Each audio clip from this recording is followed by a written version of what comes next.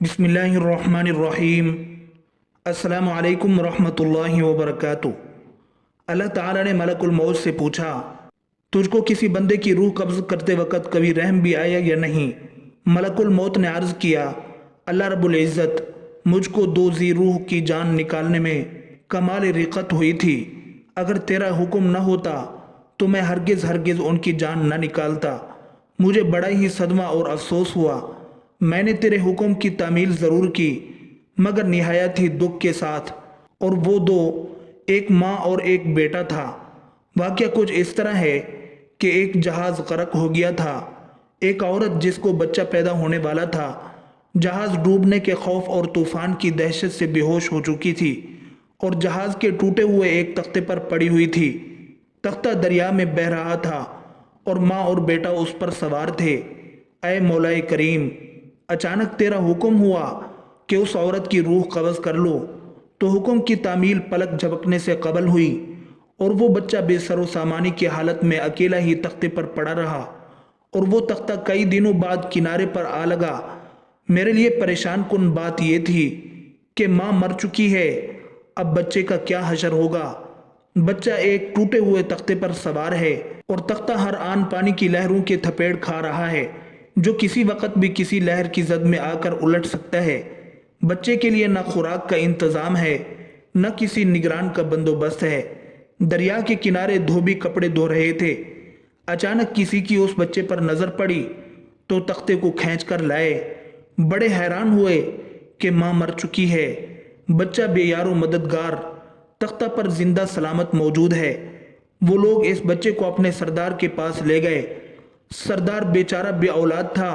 सरदार खूबसूरत बच्चा देखकर उस पर उसका दिल आ गया और सरदार ने बच्चे को अपनी निगरानी में लेकर उसे अपना बेटा बना लिया। ये बच्चा 8-9 साल की उम्र का था। एक रोज गांव के बाहर बच्चों के साथ खेल रहा था कि अचानक ही शोर उठा कि बादशाह की सवारी आ रही है। ये सुनते ही सारे बच्चे बादशाह के डर से भाग गए, लेकिन शद्दाद वहीं करीब के एक टीले की आड़ में छुपकर बादशाह की सवारी और शाही लश्कर का नज़ारा देखने लगा।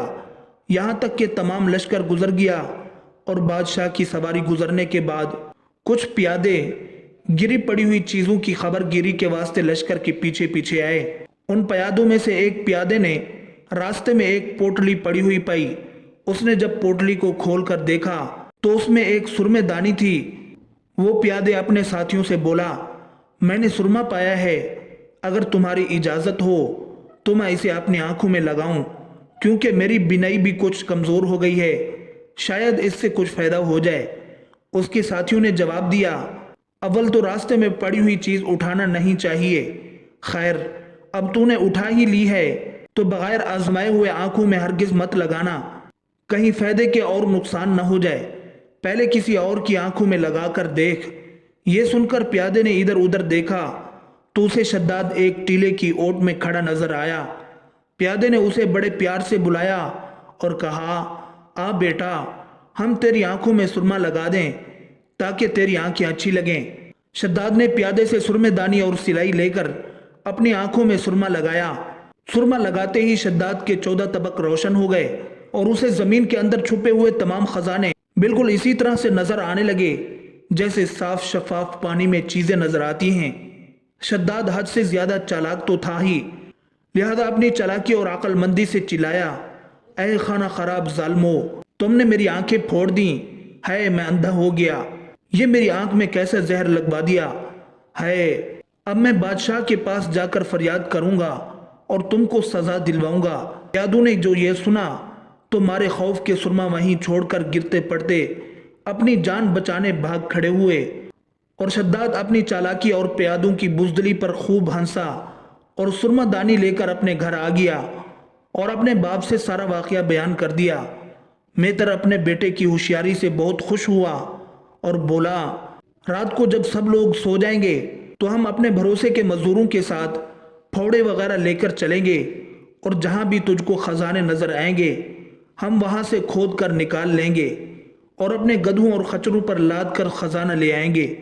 इस तरह शद्दाद ने बहुत सा माल दौलत और जवाहर इकट्ठे कर लिए।